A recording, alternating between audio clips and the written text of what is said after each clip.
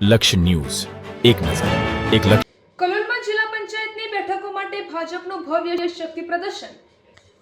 કલોલ તાલુકામાં જિલ્લા પંચાયતની ચૂંટણીઓને લઈને રાજકીય ગરમાવો ચરમસીમાએ પહોંચ્યો છે.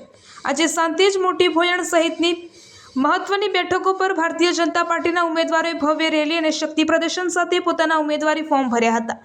મામલતદાર કચેરી ખાતે યોજાયેલી આ સભા અને ત્યારબાદ નીકળેલી રેલીમાં હજારોની સંખ્યામાં કાર્યકરો ઉમટી પડતા સમગ્ર કલોલ શહેર ભાજપમય બન્યું હતું.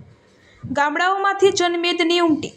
આ પ્રસંગે તાલુકાના પલિયડ, પાંસર, સાંતેજ, નાસમેદ, મોટી ભોયણ, વાયણા અને નારદીપુર સહિતના વિવિધ ગામોમાંથી ભાજપના કાર્યકરો અને સમર્થકો મોટી સંખ્યામાં જોડાયા હતા.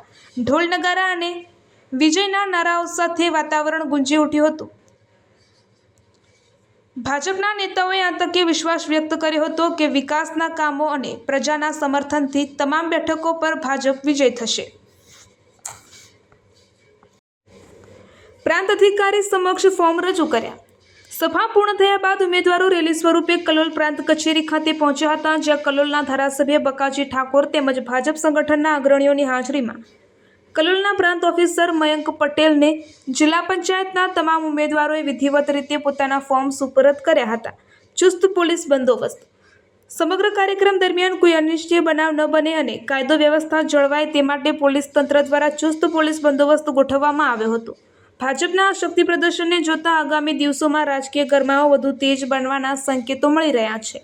રિપોર્ટર સંજય નાયક.